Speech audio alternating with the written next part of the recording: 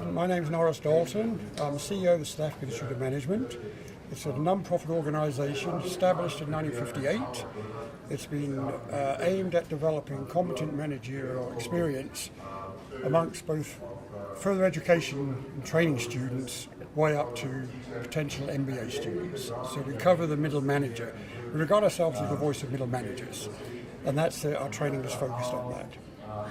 What is the process involved to get involved in the SAIM? Okay, process, the two ways you get involved in the process. We have two sets of activities. One is our national qualifications, which have been around for 50 years. Students can apply to us. They also apply to tuition providers who we outsource to do the tuition to our national exams. So we've been essentially a national examining body for professional management competence for 50 years. And then the student can choose if it needs our face-to-face tuition or distance learning. We have about 30 or 40 partners who prepare the students for our exams, which we do twice a year. So that's one aspect. The other aspect is membership development, completely separate from our national training programs, where anybody from industry can apply to become a member, either an ordinary member or a corporate member, and we run various internal workshops on specific aspects of training related to manager development. We're really the voice of middle management.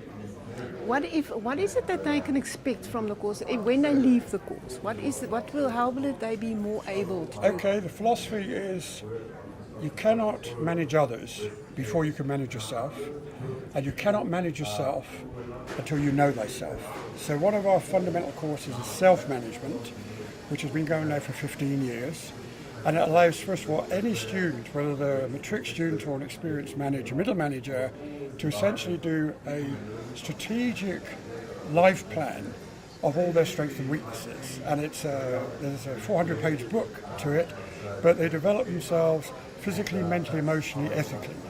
So the end product of that is they write about a 20-page document, which is a personal strategy for their own growth in terms of managerial experience. So that is unique. We introduced that in 1998, and it's a cornerstone to ours. So they will get that mindset. Secondly, you cannot separate manager development from self-development.